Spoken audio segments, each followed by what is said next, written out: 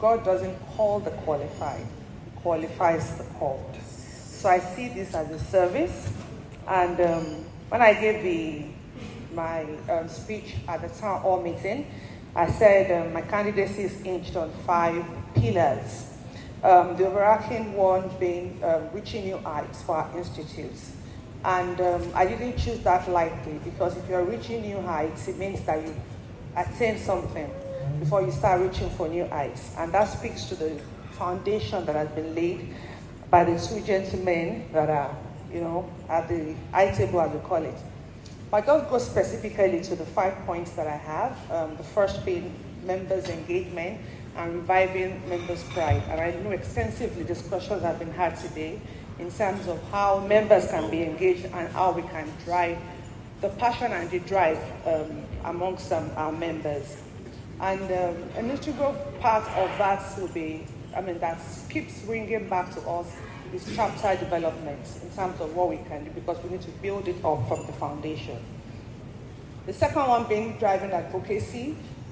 We have the instruments of law, as we've heard today. The question is, how do we use it? Do we use it the hard way, or we go through dialogue and all of that? But at the end of it, I want to put all of that under driving advocacy for ourselves, for what we stand for, amongst critical stakeholders, corporates, public sector, and the government.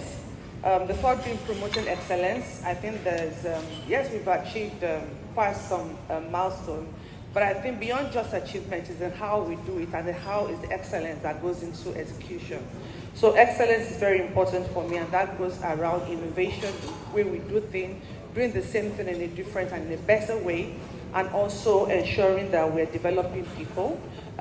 One thing that is integral under this pillar is how we can begin to recognize that we have people in our, in our midst, in terms of an institute, that would want people that they can look up to. So we all have a responsibility as leaders in terms of mentoring and coaching, and that is under part of how we promote excellence. Because the marketers that we all are in this, gathering, at the end of the day, we still go back to some offices, and we are said to be members of NIMN in our respective daily jobs. So it's important that the engagement that people have with us, that it shows through that we have excellence in us. And the fourth being collaboration and boosting organizational visibility. I think there's a lot that we can still do in terms of driving visibility for the institute. A lot of work has been done on the collaboration side, but then we need to now begin to milk the benefits of that and begin to let it drive value for us. And the last one is championing diversity and inclusion. There's a whole lot of generation in NIMN. When I look at it, you have people born in the 70s, the Generation X, you have Generation Y, you have the millennials. And because I have millennials at home, I know that most of the time, they don't want to do the things the way you are doing it. And they don't even want to associate with you the way. It's important that we recognize that we have such differences amongst us, and we begin to recognize that and make everybody feel included, even in the fact that we're still under the same umbrella. And one part of diversity and inclusiveness that is very important to me as a person, I won't say as a gender, but as a person, is women in marketing. I think it's something I tried to do in the personal life some time back, but I think with NIMN as a body, there's a lot we can do in ensuring that we begin to also let younger women look up to us as marketers and encourage women to come into marketing. So in summary, these are the 5 pillars that I'm going to be speaking about. But just to summarize, is the fact that there's a burden on me at this point, for what can be done at the Institute. And I know that with our collective efforts, and especially riding out of this conference, I believe one or two of us would have been, a lot of us would have been challenged by what has been said today in terms of what we can do individually in our personal capacity, and then also corporately. So that for me is what would be my charge to everyone today, to say there's a lot we can do together. It's not a one-man show, it's not what one person can achieve, but it's something that we all collectively can do to make our institute better. Thanks to be here today as the newly elected president of the National Institute of Marketing of Nigeria, NIMN, and this is a privilege that I'm here to lead an institute that has made significant contributions to the marketing profession and to the society at large. And as I begin this chapter, I'd like to say a very big thank you to the council members for your support, and also to every member for entrusting me with this big responsibility. As I stand here, I look back and I just conclude that I'm here because I stand on the shoulder of giants. And specifically, I'd like to recognize Mr. Tony Hagemone and Mr. I.D. Enang.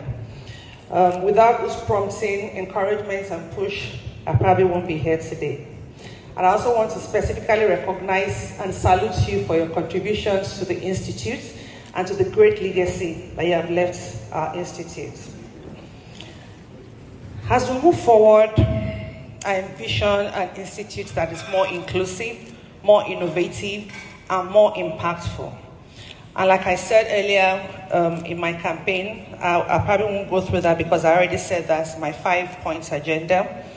But just to summarize, is the fact that all of this cannot be realized or done without the collective support of every member.